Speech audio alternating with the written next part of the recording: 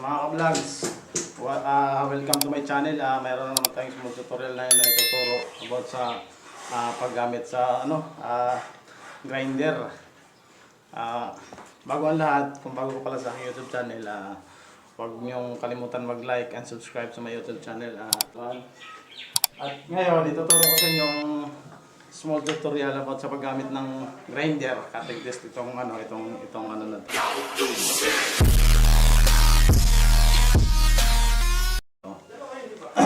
Sa mga baguhan dyan na gagamit nito, ang paggamit pala nito, nakita nyo itong cutting disc na to. Bago mo gamitin, kailangan pala siya may ito, kung makikita nyo ito. Yan. Kailangan mo siyang gatan konti. Paano masabi? Yan. Kung makikita nyo itong bilog na kulay pula, kulay red na ito, mayroon siyang guide na pag itong cutting disc na nagkaroon siya ng crack, tulad dito, kung makita kayo dyan. Yan, pag lumampas na sa kulay pula na may crack siya, na yun? Gago! Delikado na gamitin yun. Kaya ang paggamit ito, bago pa siya, itong hole na bilog. May nakalagay siya dito ayan kung makikita nyo ito. Yan. Mayroon siyang gagatlaan siyang konti. Para pag once na ginamit ito sa hindi siya magkakaroon ng crack. Kaya gagawin natin, kukuhaan natin ng gagatlaan natin siyang konti ito. Gagatlaan natin siyang konti. Pero pag itong bilog ng kulay pula na to, kung sakaling meron na nagka-crack dito, delikado nang gamitin 'yon. Kaya pag gumamit kayo dito, kapag mga baguhan, kailangan gumamit kayo ng goggles or yung mask na yung parang pang welding. Para pag once na may tumalsik, hindi matamaan yung mukha nyo. Pwede na ito goggles, tapos magpurong kayo ng magpurong kayo ng damit o kung ano man. At yan mga ka-vlogs, ang gagawin natin is gagatlaan natin siyang konti dito. Ito. Kasi meron sa guide eh. Kaya sa mga baguhan dyan na gagamit itong grinder na pang cutting sa bakal, yan ang gagawin nyo ito. Makikita nyo yan. Pero once na kita itong kulay red na bilog, pag magkakaroon siya ng crack dito, kung saan dito magkakaroon, basta lumampas itong kulay pula na to, itong kulay pula, delikado nang gamitin yun. Pero dahan-dahan lang, kailan pag gumamit kayo ito, dahan-dahan lang Ayaw mong ginis dan? Oo, pinalitan ko kasi tinuro ko sa mga ka-vlogs ko kung sa mga... Tagumpay! Paano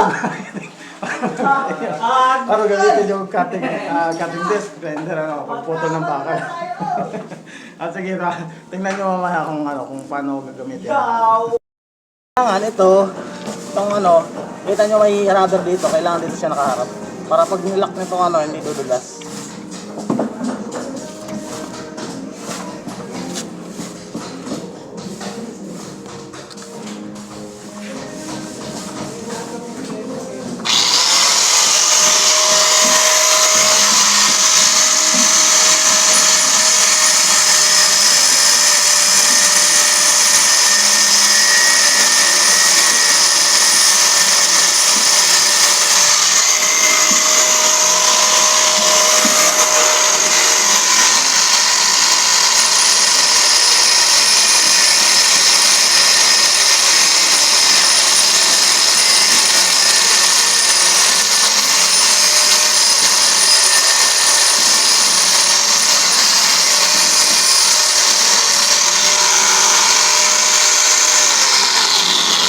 Kaya kailangan yung harap ng buga na ako papunta rito.